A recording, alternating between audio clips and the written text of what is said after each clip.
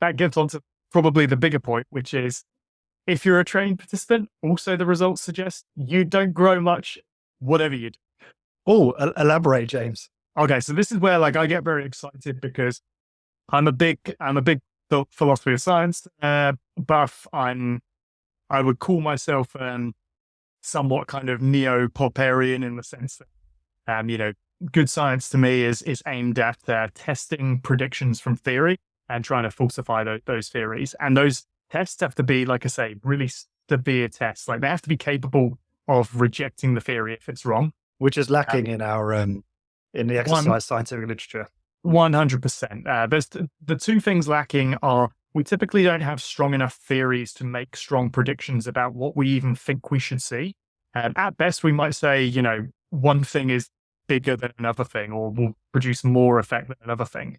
But, we're not a field where we make such precise predictions as, say, physics or genetics, where we can say, actually, I think the difference in effect is going to be this much, or it's going to be within this small range. And if you're able to make those very precise predictions, then it's a much more severe test of what your theories are predicting.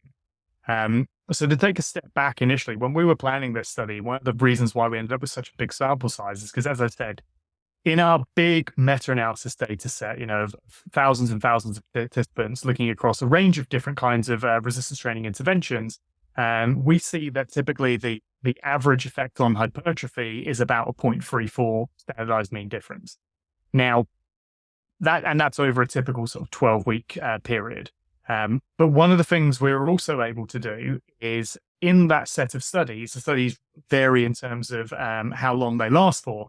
And so similarly to what we've done previously with the Fit20 data, where we can plot, for example, and model how strength changes over time, we're also able to do the same with the hypertrophy and also the strength outcomes from our large meta-analysis data set, given that each of these studies have different time periods. And so what we find is we've previously shown that for like strength, you get what's called like a linear log relationship. So over the first sort of, year or so of training, you get very, very rapid improvement. And then it just starts to plateau off until it's basically, technically it's not a plateau because a linear log model will continue for infinity. But practically speaking, you're basically plateaued.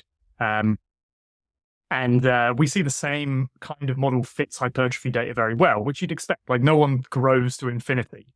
In fact, most people over plenty of years have looked pretty much exactly the same to me, and I've looked pretty much exactly the same since I was, Well, James, that's because you're not doing German volume training and you're not doing 3 sets of 10, so that must be it. It must, except so the problem with that is I have done that in the past. I've looked exactly the same.